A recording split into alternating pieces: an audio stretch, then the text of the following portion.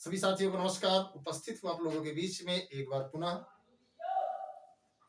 एक नई सूचना और विभिन्न जो युवाओं के रोजगार को लेकर के मुद्दे हैं। लगातार युवा सवाल कर रहे हैं कि आखिर युवाओं के रोजगार के लिए क्या किया जाए।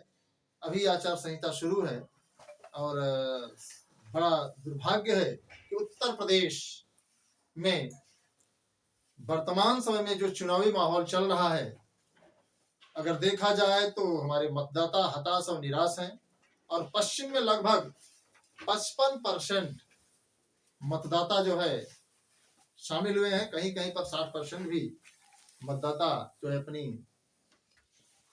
ताकत लगाए हुए हैं। तो जितने भी हमारे साथी हैं, सभी साथियों से अपील भी है कि आप लोग मतदान करने अवश्य जाएं, जिससे कि आपके मत के आधार पर ही नेता, मंत्री, विधायक तय होकर के आए।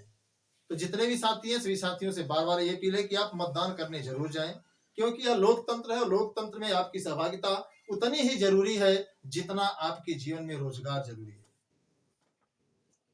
आगे हम आप लोगों से बात करेंगे तमाम भर्तियों को लेकर के, चाहे टीजीटी पीजीटी हो, चाहे एलटीजीआईसी हो, जूनियर शिक्षक भर्ती हो, पुलिस भर्ती हो, या फिर लेखपाल, दरोगा, एसएससी, बैंक, रेलवे, तमाम विभागों में जो पद खाली हैं। आप सभी को बताना चाहूंगा कि प्रयागराज के पत्थर गिरजा घर पर 4 महीने तक प्रदेश में 5 लाख खाली पदों को भरने की लड़ाई लगातार लड़ी जा रही थी। सरकार ने उसको गंभीरता से नहीं लिया और इस बात को लेकर गंभीरता से नहीं लिया जिससे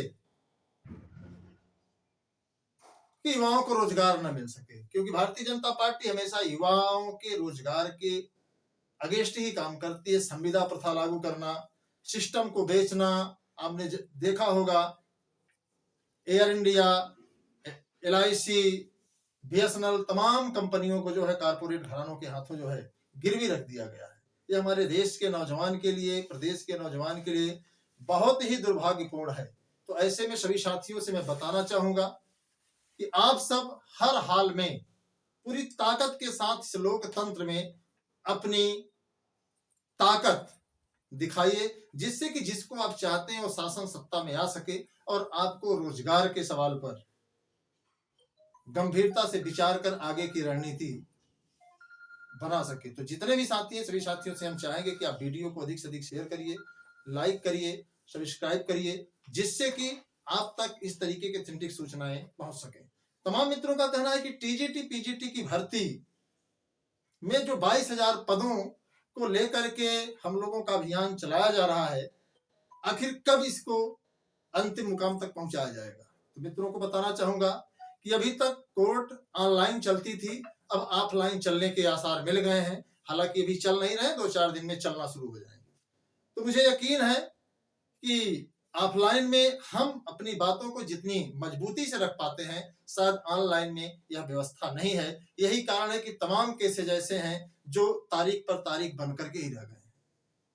कुछ साथियों का सवाल है कि सुप्रीम कोर्ट में बात कही जा रही थी, तो मैं उन सभी साथियों को स्पष्ट रूप से बता देना चाहता हूं कि यह हमारा प्रयास हुआ 1-2 साथियों के साथ जो चयनित शिक्षक थे, जिनको तदर्थ के पदों पर बने रहने के कारण ज्वाइनिंग नहीं दी जा रही थी, वे सुप्रीम कोर्ट गए थे और उनको हमने पूरी सलाह दी थी कि जाकर एक बार आजमा ले। तो सीधे सुप्रीम कोर्ट ने एक शब्द में कहा कि आप यह मुद्दा, यह मामला हाई कोर्ट के माध्यम से लेकर के आए, तभी संभव हो सकता है, ऐसे नहीं होगा। तो ऐसे में आप सभी को बताएं कि हम सब मिल करके हाई कोर्ट में भी लड़ेंगे और आवश्यकता पड़ी तो सुप्रीम कोर्ट में भी लड़ेंगे। यह लड़ाई सिर्फ लड़ाई के लिए नहीं, बल्कि यह लड़ाई जीत के लिए है।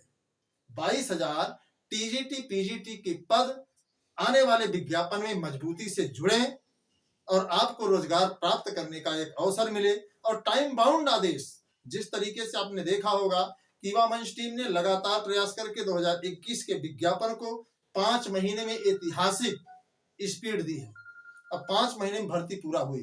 तो आप सब इसको गंभीरता से समझें और केवल सिर्फ और सिर्फ हमारा उद्देश्य नहीं है कि हम न्यायालय में जाएं और न्यायालय में हमें मात मिले और फिर हम सब जो है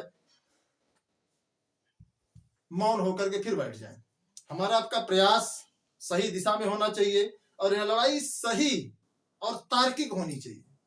जिन तदर्थ शिक्षकों के पदों पर न तो वेतन दिया जा रहा है और न ही उन्हें परमानेंट किया जा रहा है, तो आखिर उन पदों को जिला विद्यालय निरीक्षक, प्रबंधक, जो बड़े बड़े शिक्षा माफिया हैं, जो बड़े बड़े जो है धनपशु हैं, उनके द्वारा जो दबा करके रखा गया है, यह बहुत ही दुर्भाग्यपूर्ण है। यह उत्तर प्रदेश के नौजवानों के लिए तो खासकर एक अभिशाप ही माना जाएगा।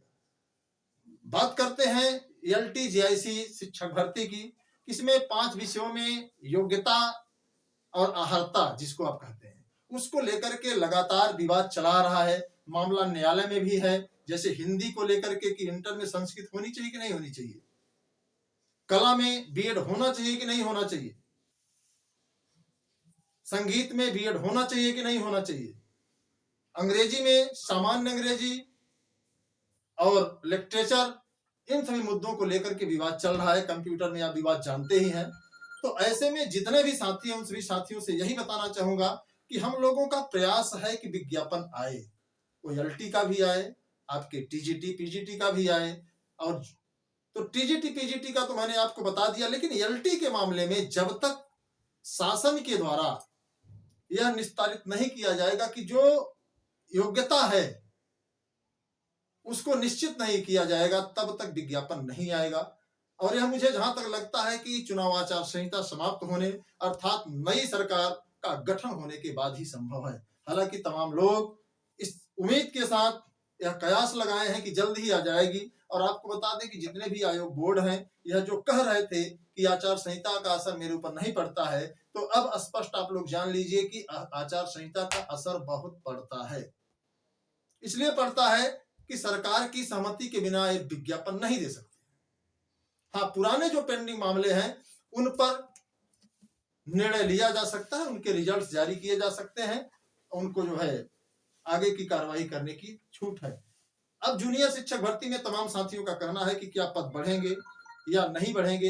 इन सभी सवालों को लेकर आपको बता दें कि 4500 समथिंग पद जो है विज्ञापन में आए हुए थे, लेकिन उनको काटकर 1500 कर दिया गया है। हम लोगों का प्रयास है कि इन पदों को भी दबाया न जाए, छिपाया न जाए।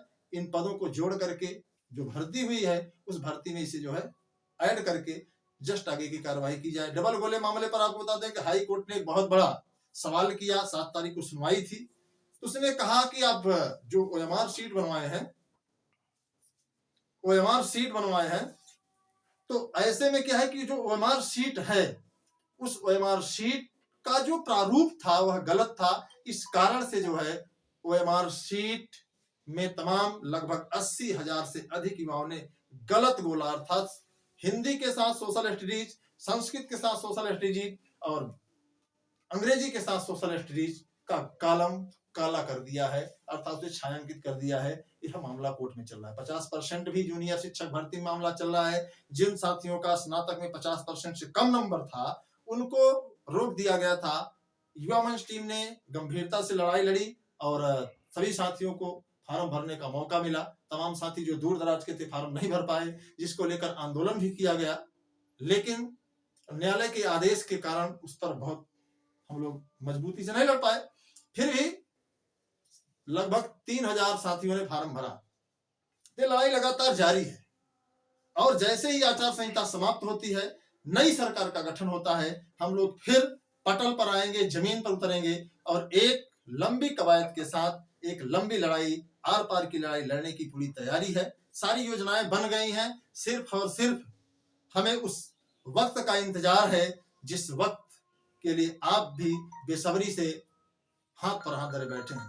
तो सभी साथियों से बताना चाहूंगा कि आप लोग हताश न हो, अपना अध्ययन जोरदारी से शुरू करें। जैसे ही सरकार का गठन होगा, कई विज्ञापन आप लोगों के सामने आएंगे। रही प्राथमिक शिक्षक भर्ती की बात, तो प्राथमिक शिक्षक भर्ती में थोड़ा सा पेच है और उसके लिए तो हम कहना चाहें खुल करके इस यूट्यूब के माध्यम से कि सरकार जब शिक्षा मित्रों को 3 साल में परमानेंट करने की योजना बनाई है, तो ऐसे में छात्र और शिक्षक का अनुपात जो है देखकर ही भर्तियों को पूरा किया जाता है। तो अगर छात्र ही प्राइमरी विद्यालय में नहीं रहेंगे, अर्थात छात्र शिक्षक का अनुपात ही नहीं रहेगा, तो नई भर्ती आने का दूर दूर तक प्राथमिक विद्यालयों में कयास छोड़ दिया जाना चाहिए। बाकी अन्य जो विभाग हैं, सभी विभागों में लगभग 5 लाख से अधिक पद खाली हैं। हम लोगों का प्रयास है कि उन 5 लाख पदों को भरने के लिए चाहे जो भी सरकार हो, हम लोग उससे लड़ेंगे और भर्ती पूरा करवाने का पूरा प्रयास करेंगे। इसी के साथ सभी साथियों को बहुत बहुत धन्यवाद। नमस्कार। इंकलाब जिंदाबाद।